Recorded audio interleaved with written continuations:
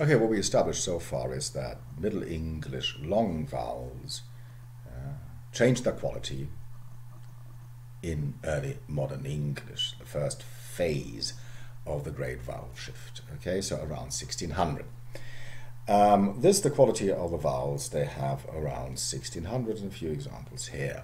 Okay, and the corresponding spelling, and sometimes spelling may help you. Okay, so usually spelled with an I and a consonant. Big C means any consonant, and an E.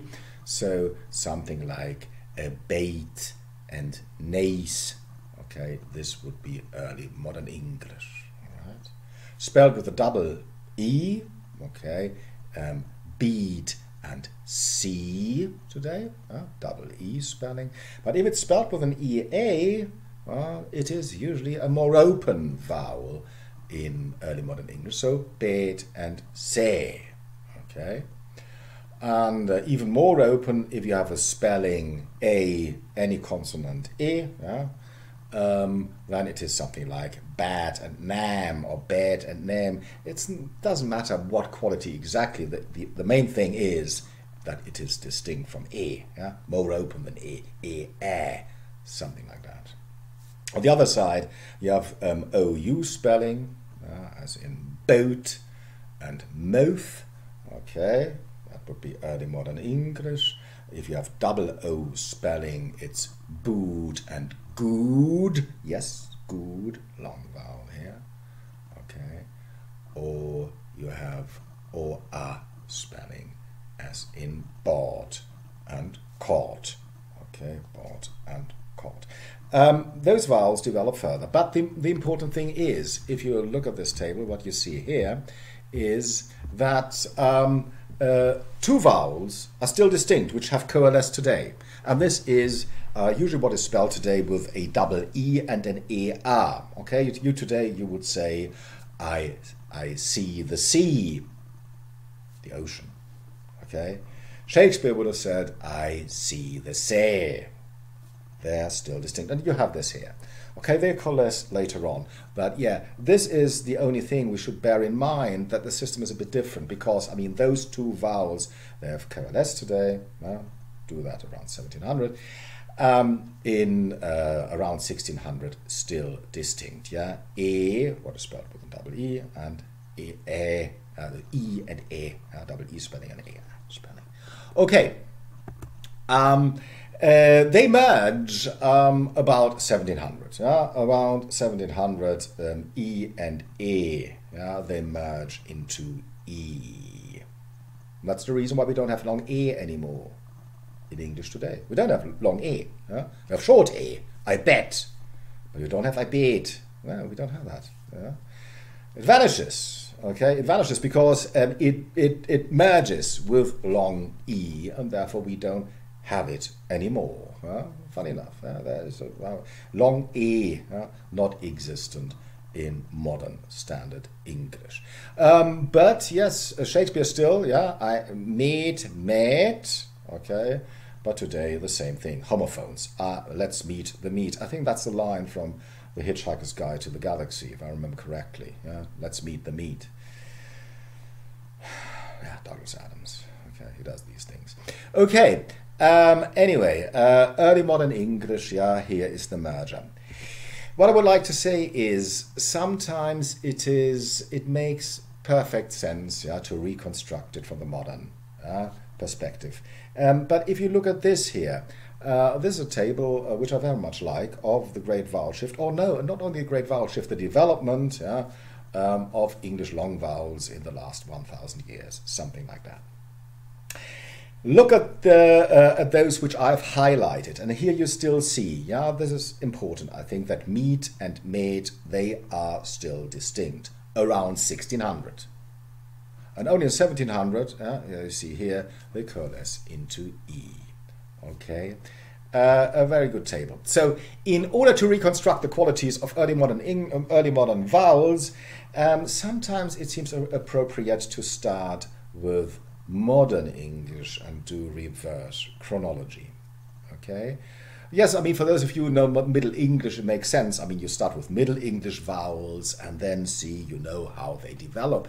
But in order to arrive there, it seems appropriate, I mean, to start with Modern English, because, you know, if you have this or that sound in Modern English, it must have been this or that in Early Modern English or even in Middle English, and this table here may help you to do that.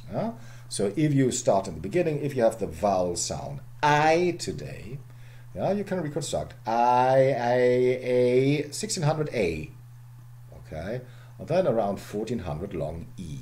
Well, go the other way around, easier. Team, tame, tame, tame, tame, time, time, time. Okay, that would be this way.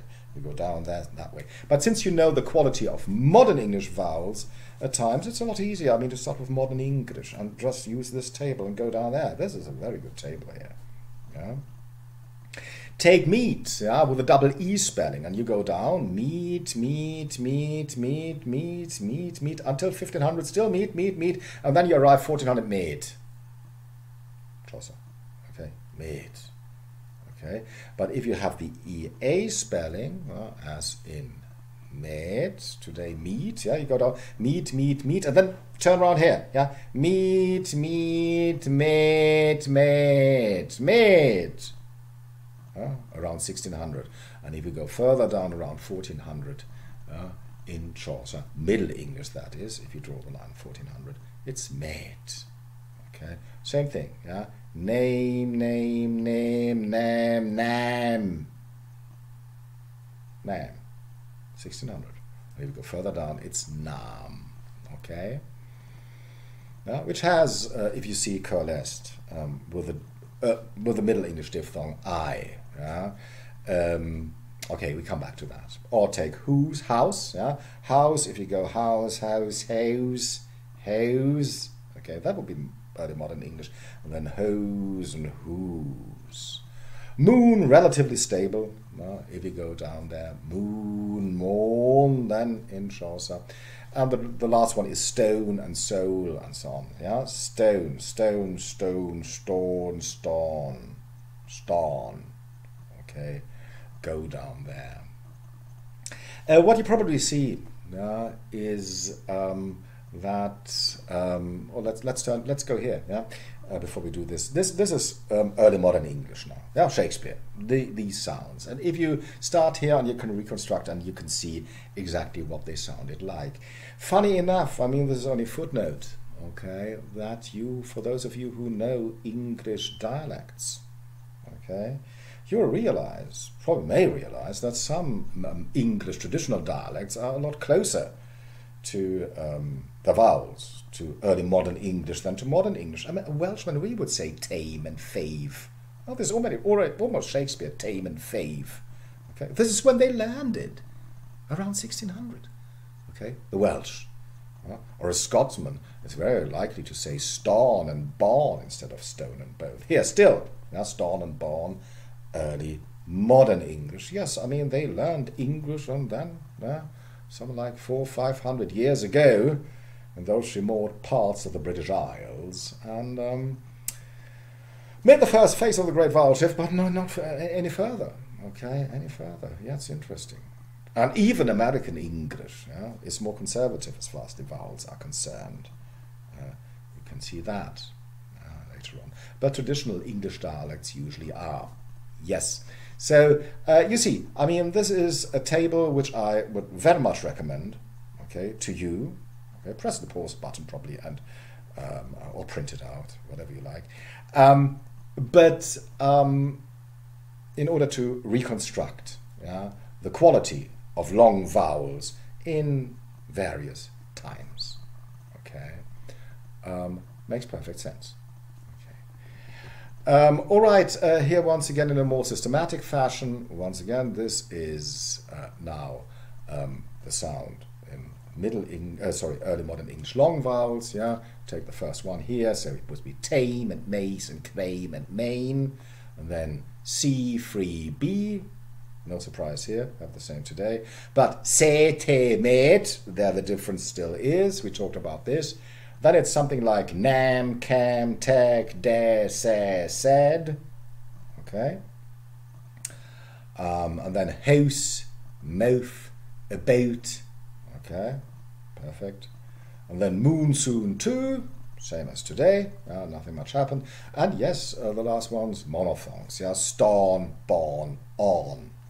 Okay, this is very much the sound of early modern English around 1600. Okay.